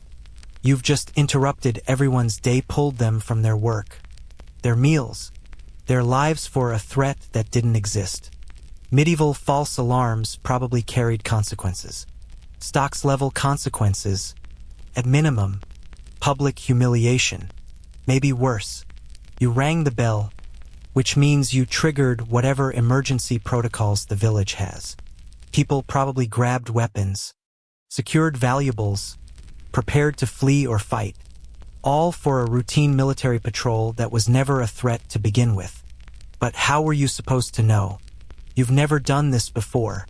You saw armed riders moving fast toward the village, and you did what you were supposed to do. You raised the alarm. Isn't that the job? Better to warn about a false threat than miss a real one? Somehow, you don't think the villagers are going to see it that way. You sink down onto the cold stone, back against the battlements, trying to process what just happened. Your first real task, the moment of actual purpose in an otherwise meaningless day, and you've botched it spectacularly. The bell rope hangs there accusingly, swaying slightly in the wind. Minutes pass. The village below returns to normal. You can see people going back to their houses, their work. The crisis that never was has passed. But you know this isn't over. Someone is going to come up here. Someone is going to want an explanation. And you're going to have to admit that you panicked, that you couldn't tell the difference between a threat and a routine military movement. Historians still argue whether medieval watchtowers were more effective as deterrents than actual early warning systems, partly because of issues like this. How do you train conscripted peasants to accurately assess military threats when they've never received any real training? How do you expect accurate threat assessment from someone whose entire preparation was ring the bell if you see anything? The answer is you don't. You accept a certain number of false alarms as the cost of maintaining a warning system. But that doesn't make your current situation any less mortifying. The sun is lower. No, you've got maybe 2 hours until sunset. 2 hours to wait for whoever is going to climb up here and express their displeasure with your performance. 2 hours to imagine all the ways this could go wrong. You think about Edmund's haunted expression again and wonder if this happened to him. Maybe multiple times. Maybe that's part of the tower experience, not just the cold and hunger and boredom, but the periodic terror of actual threats followed by the shame of false alarms. Movement on the path to the tower catches your eye. Someone is climbing the hill, moving with the kind of purposeful stride that suggests they're not bringing good news. You watch them approach, dread building with each step they take. It's a man you recognize vaguely from the village, one of the bailiff's assistants, maybe, or a senior villager with some authority. He reaches the tower door and disappears inside, and you hear his footsteps on the spiral stairs. Heavy footsteps, deliberate, the sound of someone who is not happy about having to make this climb. You stand up, trying to compose yourself, trying to think of what to say. The footsteps get closer, echoing in the stairwell, and then he emerges onto the platform, red-faced and breathing hard from the climb. You he says, pointing at you. You rang the bell. Yes, you say, because denying it would be stupid. I saw riders, armed riders, coming fast toward the village. I thought. You thought wrong. He cuts you off. That was Lord Blackwood's patrol. They're supposed to pass through today. Everyone knew except you. Apparently. Your stomach sinks further. Of course there was a schedule. Of course people knew about routine patrols. Of course you weren't informed, because why would anyone bother telling the temporary watchman about such details? I wasn't told. You say, trying to keep your voice steady. I saw armed men approaching, and I did what I was instructed to do. The man's expression suggests he's heard this excuse before and finds it unconvincing. Half the village dropped their work because of you. The smithy fire went out because he ran to grab his family. Widow Thomas hid in her cellar and can't get back out because the door's stuck. All because you panicked at the sight of his lordship's men doing their duties. I'm sorry, you say, and you mean it. I didn't know. No one told me about. Edmund never had this problem. The man says, and the comparison stings. Edmund knew a threat from a patrol. Edmund had probably been doing this for months. You want to say, Edmund had time to learn these things. But you keep your mouth shut because nothing you say is going to improve this situation.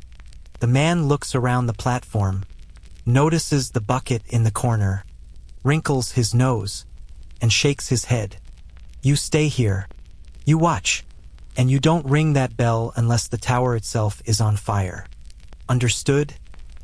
Understood. You say quietly. He turns to leave, then pauses. And someone will bring you evening rations. Eventually, when we get around to it. The implication is Cleary being punished with delayed food, assuming it comes at all. Then he's gone. Footsteps receding down the spiral stairs, leaving you alone with your shame and the slowly strengthening smell from the bucket. You walk back to the battlements and look out at the landscape. The same empty horizon that bored you to tears earlier now feels menacing.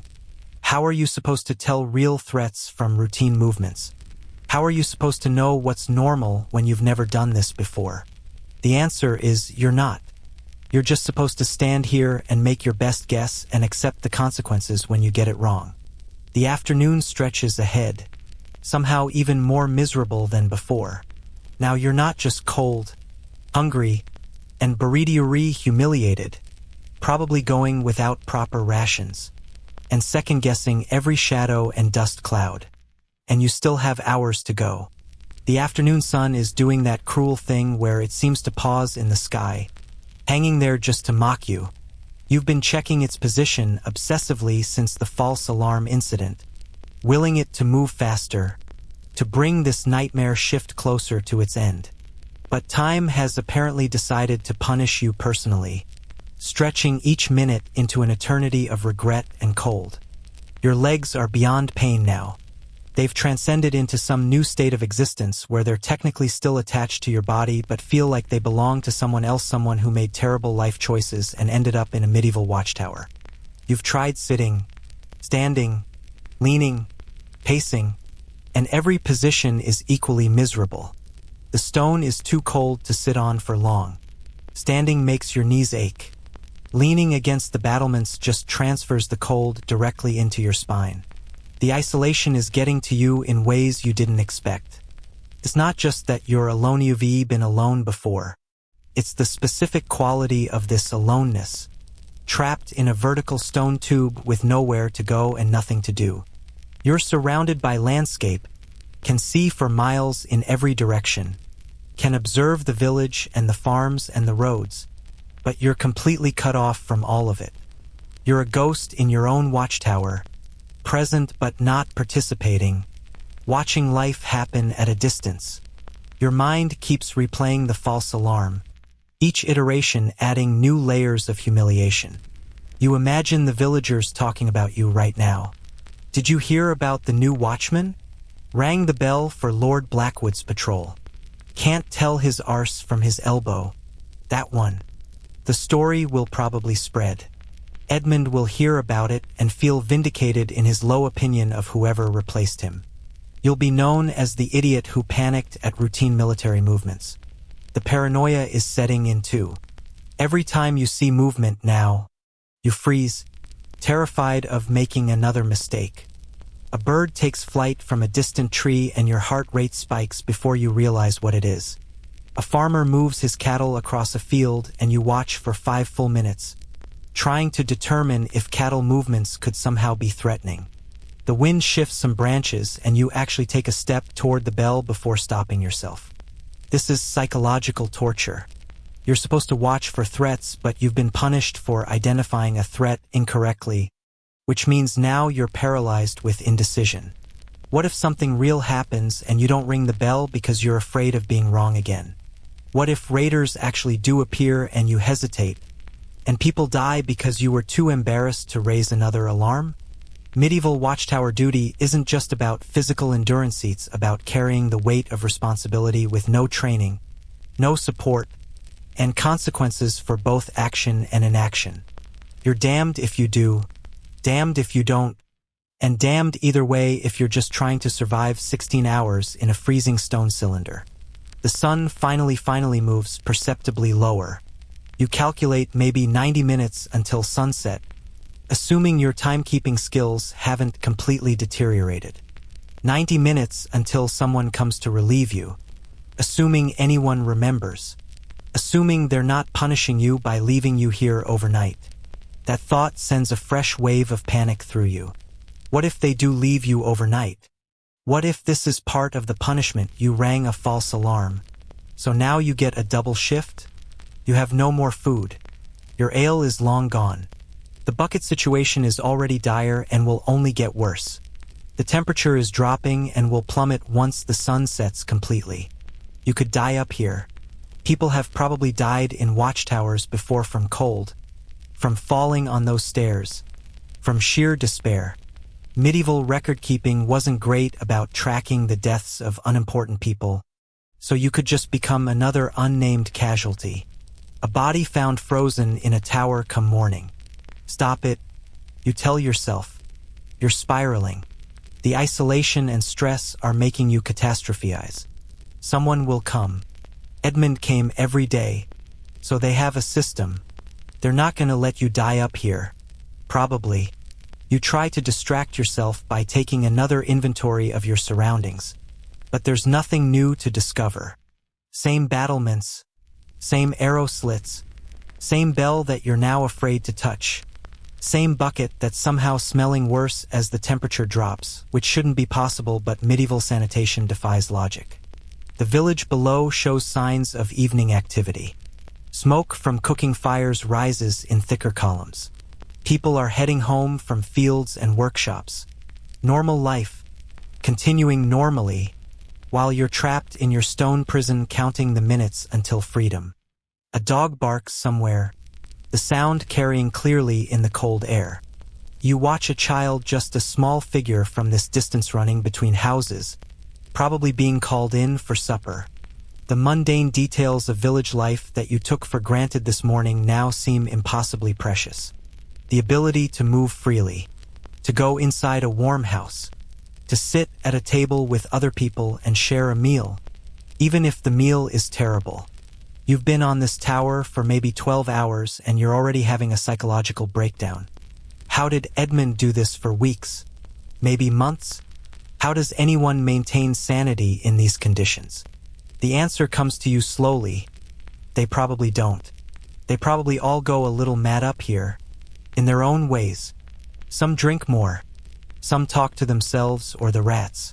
Some just shut down emotionally, becoming hollow versions of themselves, going through the motions until their service ends.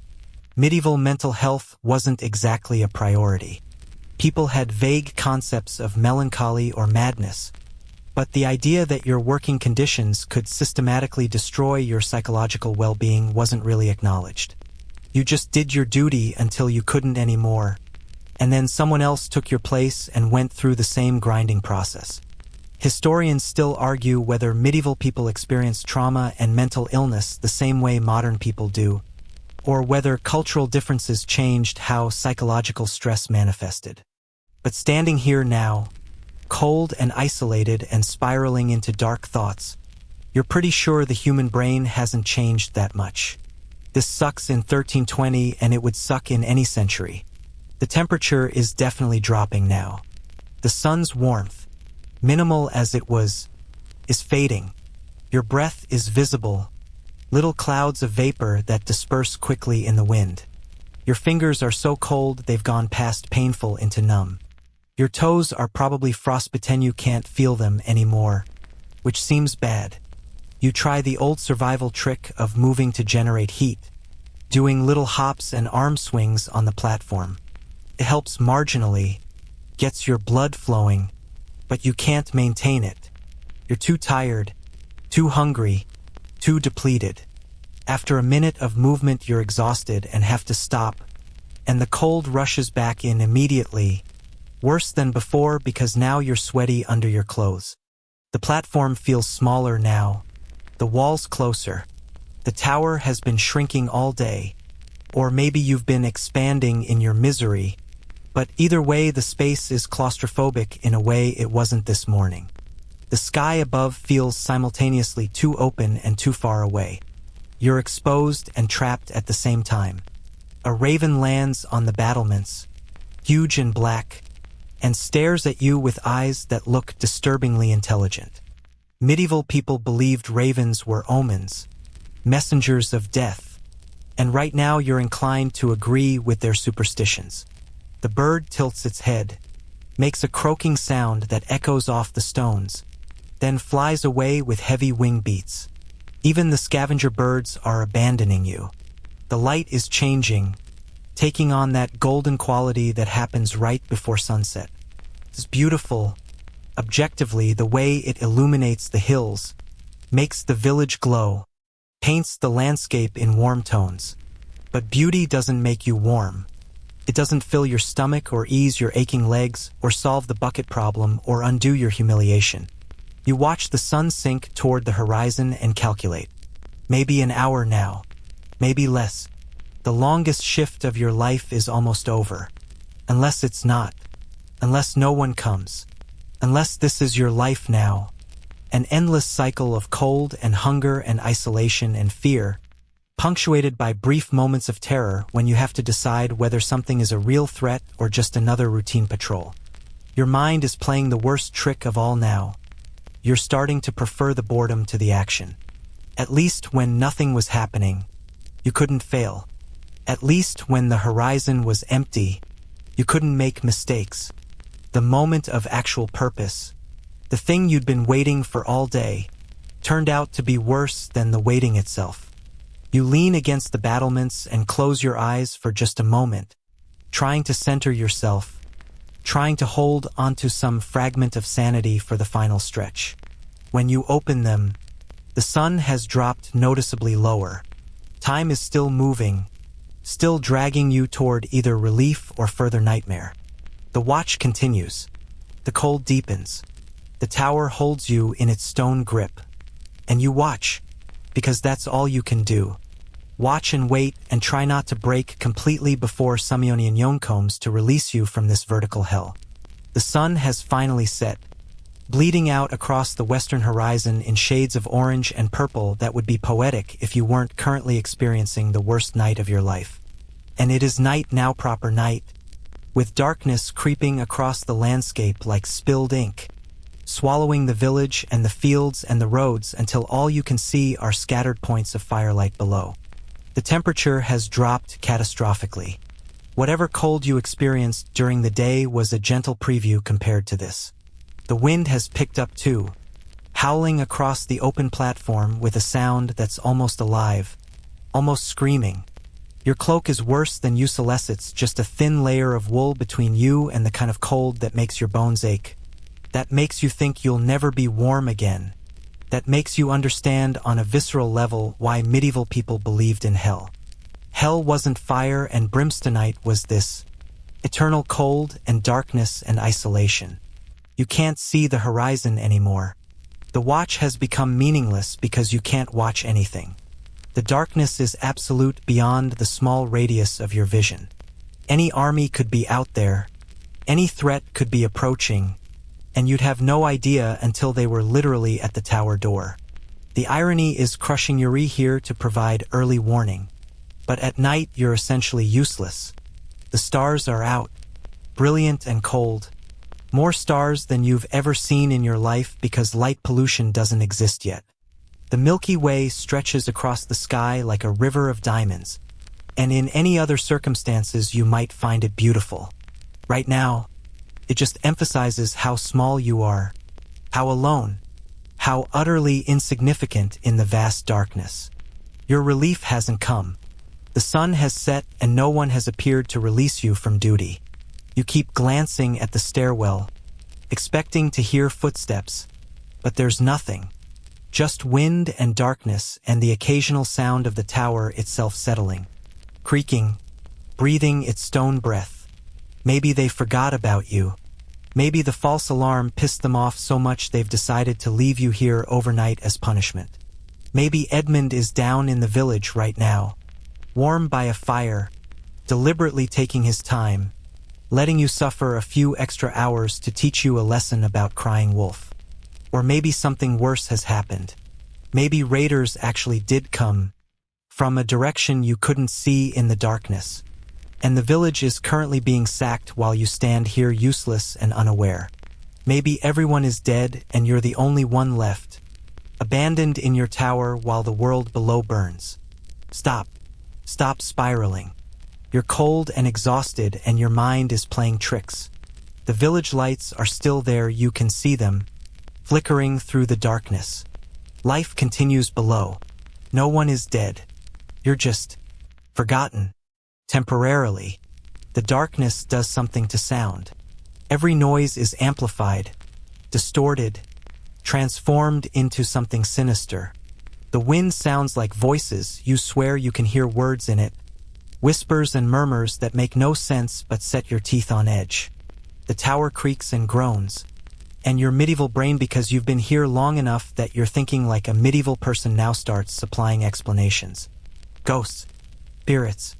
The souls of previous watchmen who died at their posts. Medieval people believed in ghosts implicitly. The dead didn't just disappear, they lingered, especially if they died violently or unjustly. How many watchmen have died in this tower? How many froze to death during winter shifts? Or fell down those stairs? Or went mad from isolation and threw themselves from the battlements? You're not alone up here. Your frightened brain insists. The tower is full of the dead, and they're watching you, judging you, waiting for you to join them. This is what happens to the human mind in isolation and darkness. You start believing things you'd laugh at in daylight. Rational thought breaks down. Primal fears take over.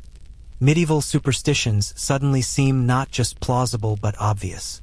Something moves in the darkness beyond the battlements. You freeze, staring, trying to make out what it is. Just shadows, probably. Your eyes playing tricks. But it moved.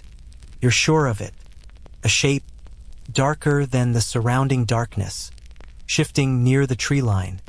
Your hand moves toward the bell rope before you catch yourself. No, you're not ringing the bell again. You can't see properly. It's probably nothing. Probably just your imagination running wild in the darkness. But what if it's not? What if there really is something out there? You strain your eyes, trying to pierce the darkness, trying to see what your brain insists is there. The shape moves again, or does it? Maybe it's just clouds passing over the moon, except there is no moon tonight. Just stars and darkness and your deteriorating sanity. Medieval night watches were psychological warfare. Humans aren't nocturnal. We're not built for this. Our vision fails. Our hearing becomes unreliable. Our brains start filling in the gaps with threats that may not exist.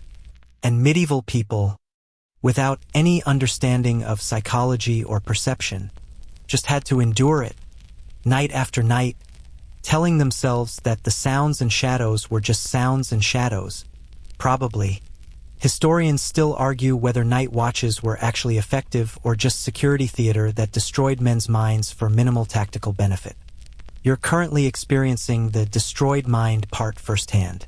You retreat from the battlements, back to the center of the platform, trying to get away from the darkness beyond. But the darkness is everywhere, presses in from all sides, thick and tangible, and the small circle of stone you're standing on feels like an island in an ocean of night. The bucket is still there, still smelling, and now you can't even see it clearly, which somehow makes it worse. It's a presence, a malevolent force lurking in the darkness, radiating shame and odor in equal measure. Your teeth are chattering now, an involuntary response to the cold that you can't control. The sound of it echoes slightly in the darkness, tooth against tooth, a rattling rhythm that marks the seconds.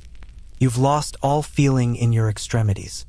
Your hands are claws that barely respond to commands. Your feet are distant memories of feet, theoretical concepts attached to your legs. This is how people die from exposure. Not dramatically, not suddenly, but gradually. The cold seeps in, degree by degree, shutting down your body bit by bit. First the extremities, then the core. You get sleepy, confused. You make bad decisions. You sit down to rest and never get back up. You force yourself to move, to pace the platform despite your exhaustion. Movement generates heat. Movement keeps you alive. You do circuits, counting steps because counting gives you something to focus on besides the cold and the darkness and the fear. 10 steps north to south. 8 steps east to west. The platform isn't quite circular, it's slightly oval. Or maybe you're just walking at an angle. Doesn't matter. Count the steps. Move the body. Generate heat. Stay alive. Sounds drift up from the village. Laughter. Faint and distant. Someone's having a pleasant evening down there. Warm and fed and surrounded by other humans. The sound makes you want to weep. Normal life is happening just a few hundred yards away, but it might as well be on another planet. You complete another circuit and your foot catches on something, the bell rope, lying across the platform where it fell. You stumble, nearly fall, catch yourself against the bell frame. Your heart is hammering again, adrenaline spiking, because falling in the darkness could mean going over the edge, could mean a 50-foot drop to certain death. The bell rings slightly from your collision, just a soft tone, but in the silence of the night it sounds like a cathedral bell.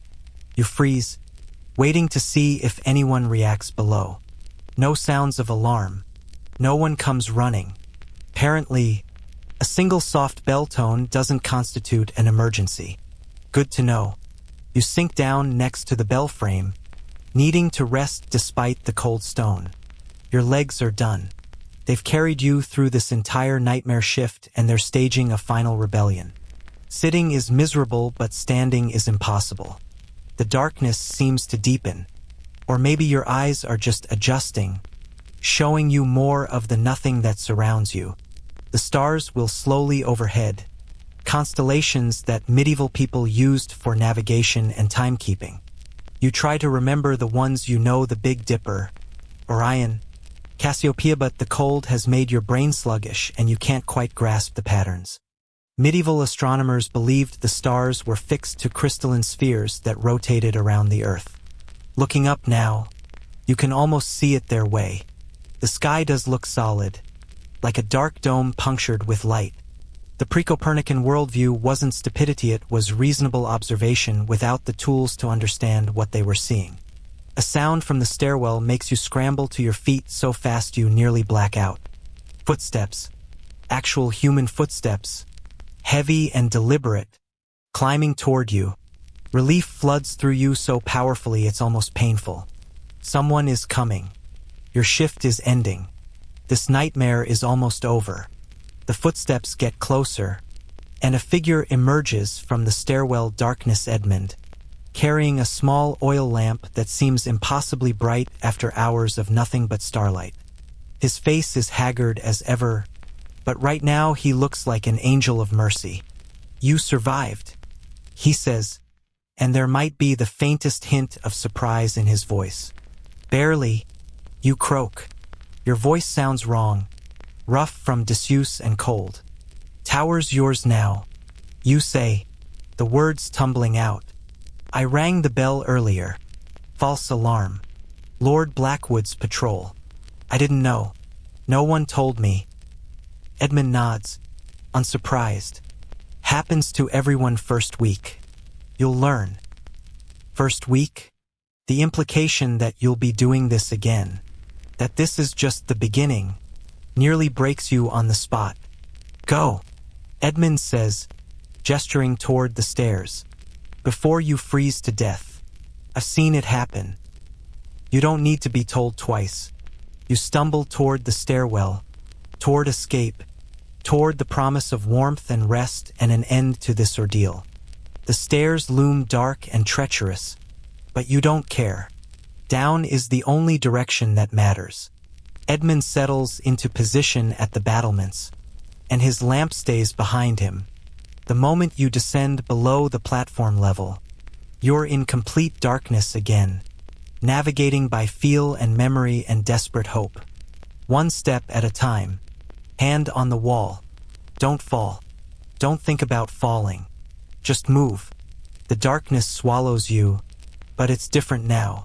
This darkness has an end. This darkness leads to freedom. The descent is a nightmare in its own right, each step a gamble against gravity and exhaustion. Your legs are trembling so badly that you have to pause every few steps, pressing yourself against the cold stone wall, trying to convince your muscles to keep working. The darkness is absolute. Edmund's lamp doesn't reach down here, and you're navigating purely by touch and increasingly unreliable instinct. Your foot slips on step 20-something and your heart stops. You windmill your arms, scraping your knuckles against rough stone, and somehow catch yourself. The near fall sends a spike of adrenaline through your system that briefly overrides the exhaustion, but it fades quickly, leaving you even shakier than before. Keep going. Just keep going. The ground floor is down there somewhere. Freedom is down there.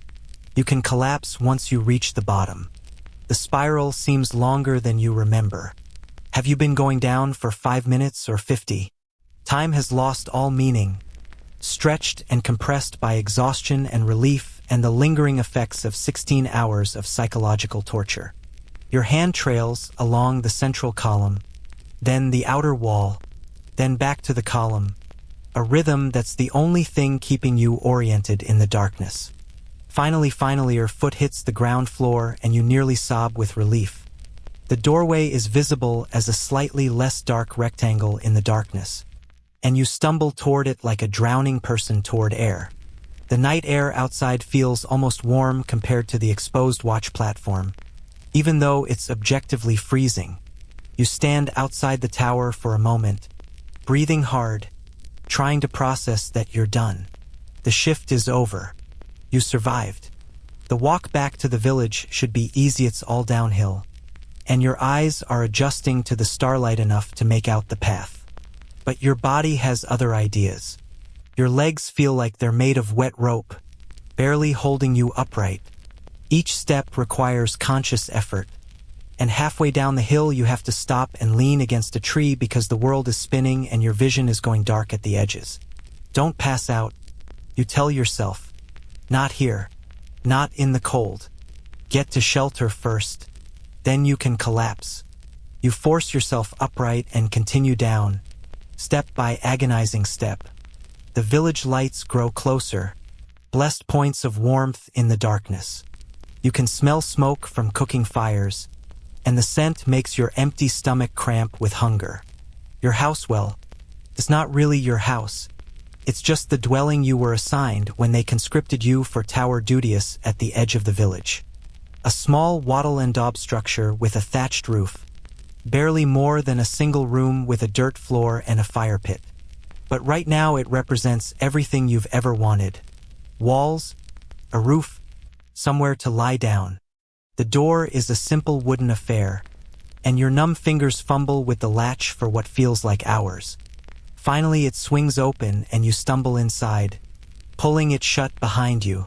The fire has gone out, of course it has. You've been gone since before dawn and the interior is dark and cold. But it's shelter. It's enclosed. You don't have to watch anything, don't have to stand, don't have to perform any function except basic survival. You should build a fire. You should find food. You should do a lot of things. Instead, you collapse onto the straw mattress in the corner, not even bothering to remove your cloak or shoes, and simply exist for a moment in the absence of wind and cold and responsibility. Your body is a catalog of complaints. Your feet are probably frostbitten, you still can't feel them properly. Your legs are cramping from 16 hours of standing and that nightmare descent. Your stomach is eating itself. Your head is pounding from dehydration and stress. Every muscle aches. Every joint protests. And your skin feels like it's been scoured by the wind. But you're horizontal.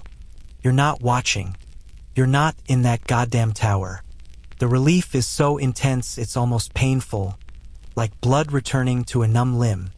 You lie there in the darkness, listening to the silence, real silence, not the howling wind of the watch platform, and try to understand that it's over. Except it's not over. Not really. Edmund said, first week, like you'll be doing this again. Tomorrow, probably, or the day after. Another shift in that stone hell. Another 16 hours of cold and boredom and fear and humiliation. The thought makes you want to weep. Medieval service obligations were brutal and non-negotiable. If your lord required you to stand watch, you stood watch. Period. There was no quitting, no calling in sick, no labor rights or reasonable working conditions. You did what you were told until your service term ended. And that could be weeks or months or however long they decided they needed you. You've survived one shift. How many more are waiting? Your mind is too exhausted to fully process the question. The mattress beneath you is lumpy and probably full of bugs. The straw poking through the cloth in a dozen places. But it's the most comfortable thing you've ever experienced. The simple absence of wind is a luxury beyond measure. You should really build a fire. The cold is seeping in through the walls, through the gaps in the door, through the very earth beneath you. You're going to freeze if you just lie here, but moving seems impossible. Your body has hit its limit and simply refused to cooperate further. Somewhere in the village, you hear voices, normal evening sounds, people finishing their day, settling in for the night, living their lives. Lives that don't include watching empty horizons from freezing towers. The sounds are simultaneously comforting, not alone. Civilization still exists and deeply isolating. Those people are having normal evenings. You're lying in the dark, too exhausted to even build a fire, contemplating the fact that you have to do this all over again soon. Your replacement is up there now. Edmund, standing in the darkness, watching nothing, slowly freezing. Does it get easier? Does your body adapt to the cold? Your mind to the boredom? Or does each shift grind you down a little more until you're a hollow shell like Edmund, going through the motions because you've forgotten how to do anything else?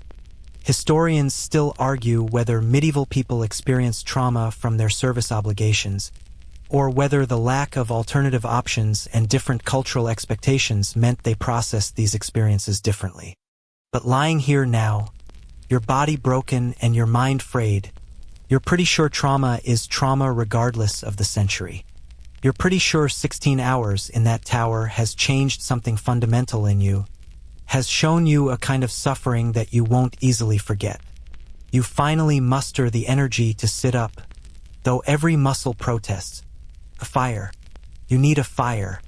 Freezing to death on your first night off isn't an acceptable ending to this ordeal. The fire pit is just a ring of stones in the center of the room, with a hole in the roof above it for smoke theoretically. There's kindling in a basket, and after several attempts with numb fingers, you manage to get flint and steel to cooperate. A spark catches, grows into a flame, and you carefully nurse it into a small fire. The warmth is immediate and overwhelming. Your frozen body reacts to it almost violently, shaking and shivering as sensation returns to numb extremities. Your fingers and toes start to hurt as blood flow returns, a burning, tingling pain that makes you grit your teeth. Frostbite recovery is its own special misery. The fire grows, throwing dancing shadows on the walls, and you hold your hands over it like it's the most precious thing in the world. Maybe it is. Heat, right now, is worth more than gold. Your stomach reminds you that you haven't eaten anything substantial since that brick of bread this morning. The bread and cheese are long gone, consumed in small, unsatisfying portions throughout the endless day. You look around the room for food and find a small sack hanging from a rafter, probably to keep it away from rats. Inside, more bread, hard as ever. Some dried fish that looks like leather and probably tastes worse. A heel of cheese that's more whole than substance. This is your reward for surviving the tower. More terrible food, eaten alone in the dark. You eat anyway because your body needs fuel. The bread is exactly as bad as you remember. The fish is somehow worse, so salty it makes your eyes water, tough enough to require serious chewing, with a flavor that suggests it died of old age before being dried. The cheese provides minimal relief. You wash it down with water from a jug, actual water, potentially disease-ridden, but you're too thirsty to care, and the meal sits in your stomach like a collection of stones. But it's food. It's calories. It'll keep you alive for another day, another shift, another round of suffering. The fire crackles and pops, and you feed it more wood, building it up because you need the warmth, need something to push back against the cold that's settled into your bones. The room gradually becomes tolerable, then almost comfortable. The transformation feels miraculous. You strip off your cloak and outer layers, examining the damage. Your clothes are filthy, stained with sweat and dirt, and you'd rather not think about what else. Your skin is chapped and raw from the wind. Your hands are covered in small cuts and scrapes from gripping cold stone all day. Your feet, when you finally get your shoes off, are pale and slightly swollen, the early stages of frostbite that you desperately hope won't get worse. This is what one shift in a medieval watchtower does to a human body. This is the cost of standing guard against threats that mostly don't materialize. You lie back down on the mattress, closer to the fire now, letting the warmth seep into you. Your eyes want to close. Your body is screaming for sleep, but your mind won't quite let go. Keeps replaying moments from the shift. The false alarm, the bucket, the darkness, the cold, the crushing boredom punctuated by moments of terror. You're going to have to do this again. Tomorrow, or the next day, whenever they decide it's your turn. The tower is waiting, patient and cold, ready to grind down another shift of your life into misery and monotony. Medieval life was mostly this, not battles and glory, but endless days of hard, unrewarding work, standing watch, tilling fields, hauling water, surviving. The stories focus on kings and knights, but most people lived and died in obscurity, their suffering noted by no one, their endurance rewarded with nothing but the opportunity to endure some more. You are those people now. You're the unnamed peasant conscripted for tower duty, doing a job nobody wants for no pay and minimal food, hoping to survive long enough to eventually be released back to regular poverty. The fire burns lower and you don't have the energy to feed it more wood. The warmth fades gradually, and the cold starts creeping back in, but by then you're already drifting, consciousness fading into something like sleep. Your last thought before darkness takes you is a question with no good answer. How many more shifts can you survive? And the wind, howling through gaps in the walls, doesn't answer. It just keeps blowing, indifferent and eternal, The same wind that howled across that tower platform. The same wind that will still be howling when you return to your stone prison tomorrow. The medieval world turns, grinding through another night, and you sleep the sleep of the exhausted, the defeated, the temporarily reprieved.